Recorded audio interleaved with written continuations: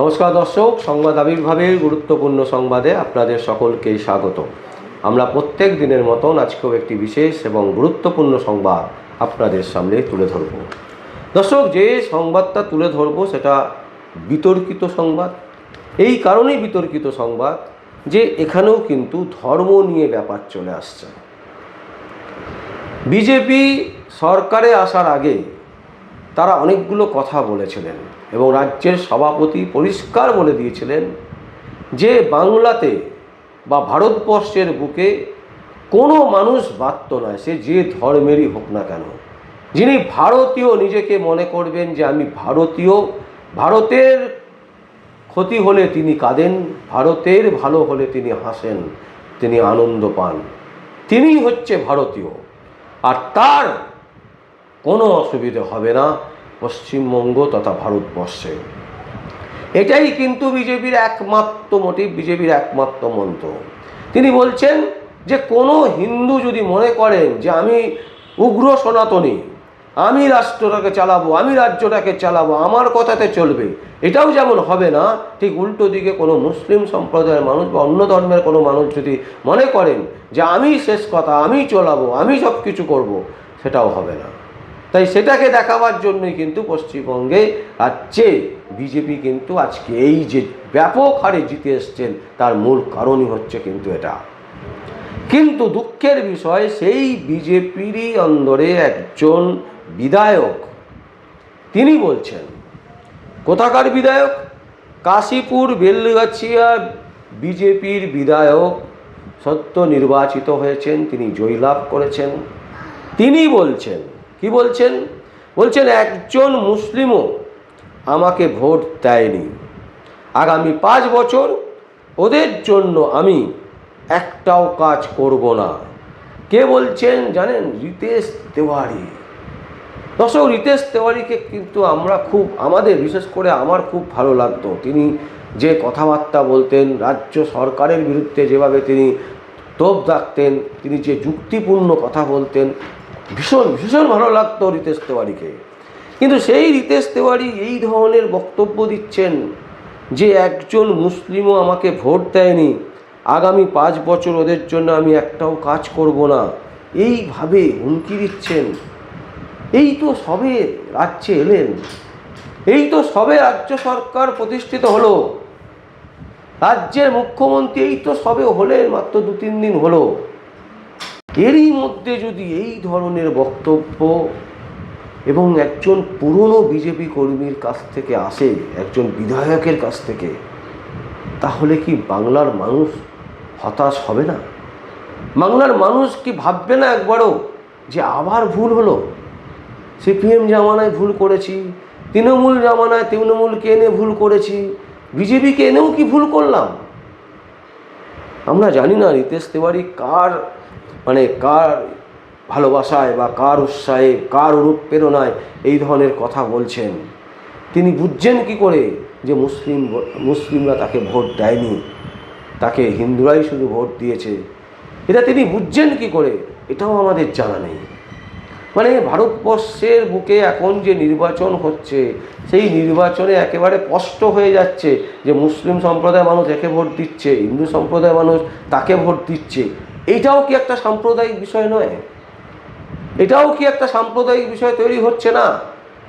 যে এই জিনিস কেন হবে? কোন মানুষ কাকে ভোট দিচ্ছে সেটা বুঝবে কেন? এই জায়গাটা ভারতবর্ষের গণতন্ত্রে কি আটকানো উচিত নয়? যেখানে রাজ্যের পুলিশ বলছে যে কোনো রকম উস্কানিমূলক ধর্মীয় ভাবাবেগে আঘাত করলে, এটাও তো এক ধরনের আঘাত।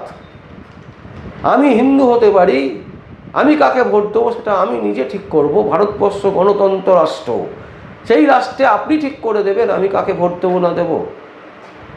এবং আমি ভোট দিচ্ছি সেটা আপনি জানছেন কি করে যে আমি কাকে ভোট দিচ্ছি? যদি আপনি জেনে থাকেন তাহলে আরও বড় অপরাধ হচ্ছে। ভারতবর্ষের নিরিখে গণতন্ত্রের রাষ্ট্রে এই ধরনের ঘটনা হতে পারে না। এই ধরনের ঘটনাকে কখনোই প্রশ্রয় দেয় না ভারতবর্ষের গণতন্ত্র রাষ্ট্রের আইন। কোনো আইনে এরকম কথা বলা নেই ভারতবর্ষের যে আপনি কাকে ভোট দিচ্ছেন সেটা জানার অধিকার আছে রাষ্ট্রের। তাহলে সে জানছে কি করে? এই প্রশ্ন আমরা তুলছি। বিজেপির একজন কর্মী, একজন বিধায়ক, তিনি বুঝছেন কি করে যে মুসলিমরা তাকে ভোট দেয়নি? তাহলে কি মেশিনে কোথাও প্রবলেম আছে? তাহলে কোথাও ইভিআই যে মেশিনগুলো যেখানে ভোট দিয়েছে সাধারণ মানুষ, সেই ভোট মেশিনে কোথাও চিহ্নিত হচ্ছে যে কোন মানুষ কাকে ভোট দিচ্ছে? যদি এই ধরনের ঘটনা হয় তাহলে মারাত্মক গুরুত্বপূর্ণ অপরাধ। যদি নির্বাচন কমিশন এই ধরনের জিনিস করে থাকেন তাহলে মারাত্মক অপরাধ হয়েছে। কেন হবে এই ধরনের জিনিস? দর্শক, আমরা এই গুরুত্বপূর্ণ সংবাদ আপনাদের সামনে তুলে ধরলাম।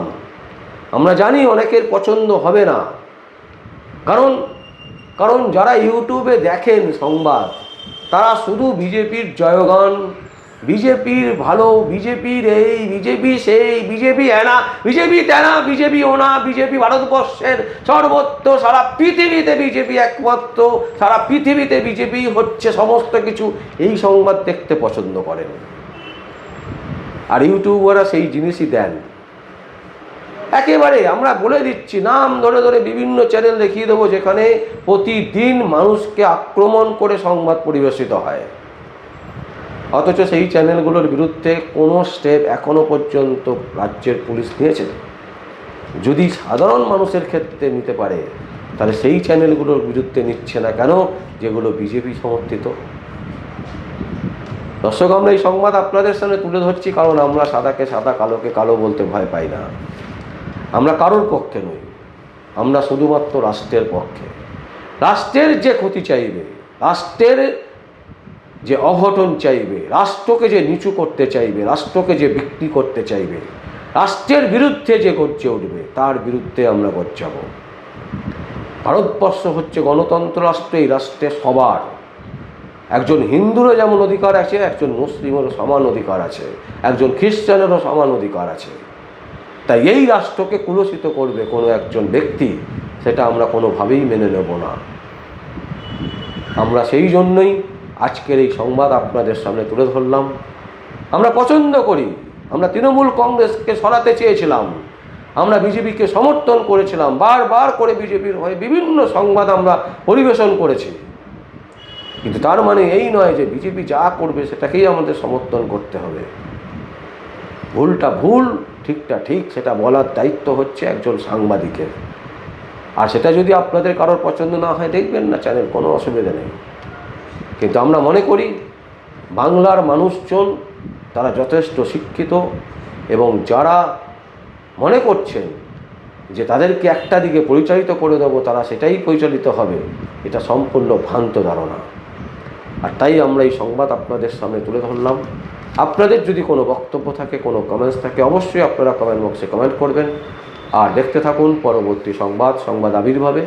আমার নাম বিশ্বজিৎ পাল, সংবাদ আবির্ভাবের জন্য।